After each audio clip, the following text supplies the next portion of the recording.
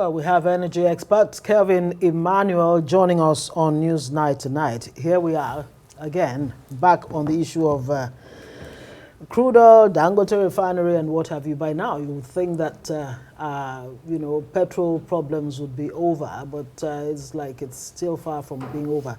Well, thanks for joining us on Newsnight. Thank you for having me. First off, can we confirm, based on the finance minister's,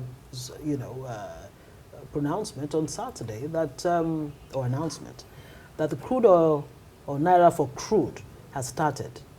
It started October 1. Can we really confirm that that has happened? Or how long does it take from when it starts to when Nigerians will begin to feel the impact? The minister, to be honest with you, I think this government says more than it does. I'll tell you that.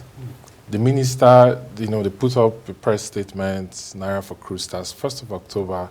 It takes about 4 days to load a ship with a VLCC cargo, 2 million barrels of crude.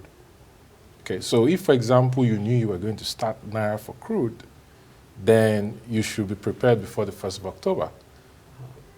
You can't confirm today that crude oil feedstock that was supplied in Naira based on this arrangement has started deliveries at the refinery in Lagos. You cannot confirm today.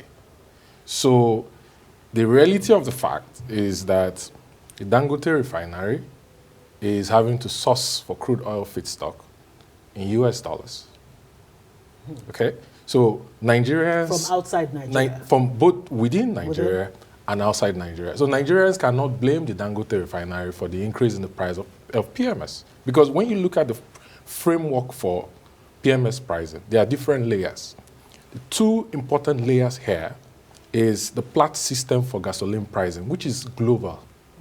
Dangote Refinery is the 7th largest refinery in the world. The largest is in India, about 1.2 million barrels, owned by Reliance Energy.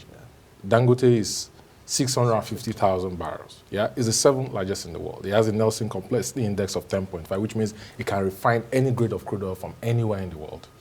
Okay, so you can imagine that at anywhere around 72 to 75% capacity utilization, it needs about 400,000 barrels of crude oil daily.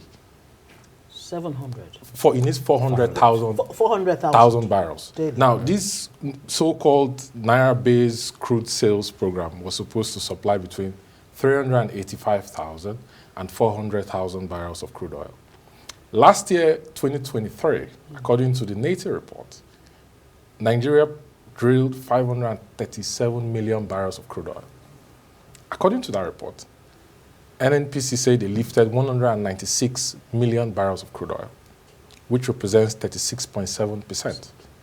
According to the Petroleum Industry Act, when you look at the unregistered joint ventures and the production sharing contract, the cumulative average of what the government owns for assets upstream, NNPC is supposed to be entitled to 51.2%, which is 275 million barrels.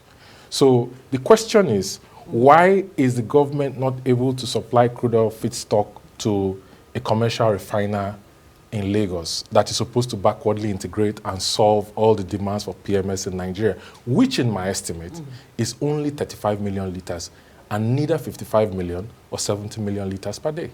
Well, even though we still have problems with the actual amount of petrol consumption in Nigeria, because many will say, well, what has been bandied isn't the true figure. Now, the sole responsibility of NNPC being the sole off-taker, rather, of petrol, which is now taken off NNPC with some other players coming in, ordinarily would have meant every form of good for Nigerians. But the vibe is that that is not what it is, because it still looks like there's some kind of a bit of subsidy somewhere, somehow, that the NNPC has been also, putting in that sector. Help us make sense of this fear that with, the monopoly that NNPC had that is now being, taken off its hands, doesn't look like good news to Nigerians after all.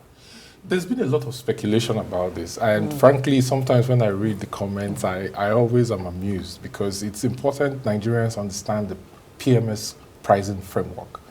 I haven't confirmed, right, that NNPC has not released a press statement to say that, you know, they are no longer sole buyers. There's been rumors, you know. But if, for example, that is true in any form or of subtypes, the PMS pricing framework has the gas Platts system, which hovers between $680 to $700 per metric ton. 1 metric ton of PMS is about 1,341 liters. You have a premium because of the grade of gasoline that the Dangote Refinery produces, which is like the best of the best. Less than 10 ppm for sulfur, greater than 93 for octane level, which you can sell anywhere in the world and will be accepted by any regulator anywhere in the world. With the unique challenges of Nigeria, for example, when NNPC started off taking PMS from Nigeria, they didn't have the cash. So they needed to get a letter of credit from a bank. So you have the cost of the letter of credit, the cost of financing the letter of credit, which is passed on to the consumer. Okay? You have other expenses like demurrage, you have other expenses like cost of shuttle, because anywhere between 55 and 60% of PMS of taking from the refinery goes by vessels. Okay? Then you have throughput. Throughput is the cost of storage in tank farms. Yeah? Then the government has layers of costs like NMDPRA, you have layers of costs So like distribution and margin. Costs All of those logistic costs taken are away. built in.